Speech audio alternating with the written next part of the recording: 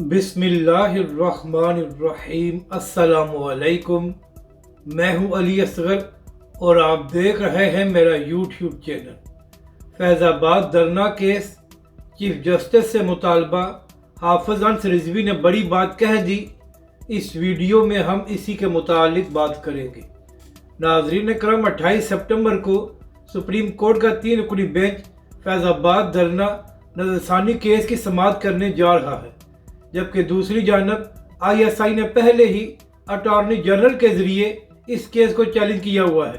تو ناظرین کرام، اب ظاہر ہے کہ جب فیض آباد دھرنا کیس کی سماعت سپریم کورٹ میں شروع ہوگی تو پھر پاکستانی میڈیا بھی اس کے متعلق بات کرے گا اور تحریک لبیک پاکستان پر تنقید کی جائے گی، کیونکہ ناظرین کرام آپ جانتے ہیں کہ پاکستانی میڈیا ہمیشہ ہی تحریک لبیک کے متعلق یک طرفہ موقف دکھاتا ہے اور کبھی بھی تحریک لبیک پاکستان کو موقع نہیں دیا جاتا کہ تحریک لبیک بھی اپنا موقف آ کر پیش کر سکے۔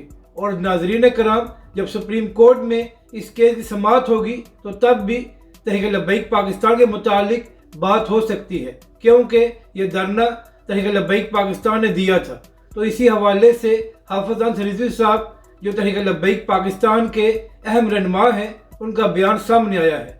حافظ انصر رضوی نے سپریم کورٹ اور چیف جسٹس سے یہ مطالبہ کیا ہے کہ جب فیض آباد دھرنا کیس کی سماعت شروع ہوگی تو تحریک لبیک پاکستان کو بھی بلایا جائے، تاکہ تحریک لبیک پاکستان سپریم کورٹ میں آ کر اپنا موقف پیش کر سکے کہ آخر تحریک لبیک پاکستان نے فیض آباد میں دھرنا کیوں دیا تھا۔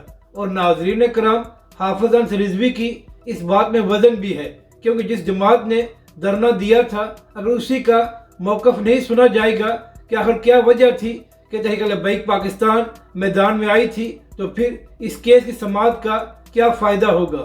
اپنی رائے کا ضروری اظہار کریں کہ آپ کو یہ ویڈیو کیسی لگی اور ہمارے اس چینل کو بھی سبسکرائب کریں۔